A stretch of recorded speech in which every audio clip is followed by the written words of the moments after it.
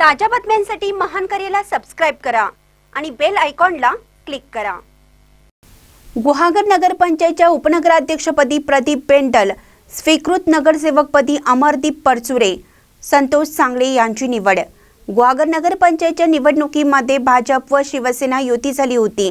यात भाजपला नगराध्यक्षपद सोडण्यात आले होते, तर शिवसेनेला उपनगराध्यक्षपद सोडण्यात आले।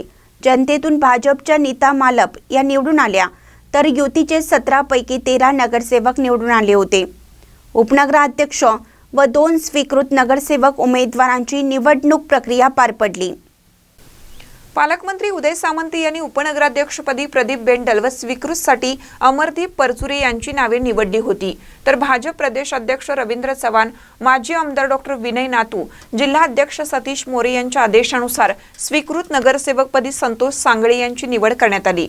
यावेळी नगराध्यक्ष नीता मालप, भाजपचे जिल्हा सरचिटणीस निलेश सुर्वे, सरचिटणीस सचिन ओक, गुहागर शहराध्यक्ष नरेश पवार, भाजपचे गटनेते उमेश भोसले, शार्दूल भावे, शिवसेना शहर प्रमुख निलेश मोरे, राकेश साखरकर, शिवसेनेचे गटनेते अमोल गोयथळे व सेना भाजप युतीचे सर्व नगरसेवक उपस्थित होते।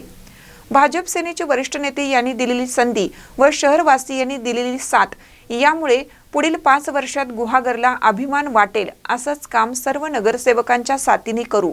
तसेच गुहागरातील पर्यटन व्यवसाय चालना देण्यासाठी तसेच गुहागर शहरातील मूलभूत रस्ते, पाणी, आरोग्य अशा सर्व क्षेत्रात उल्लेखनीय कामगिरी करणार असल्याचे नवनिर्वाचित उपनगराध्यक्ष प्रदीप बेंडल यांनी सांगितलं।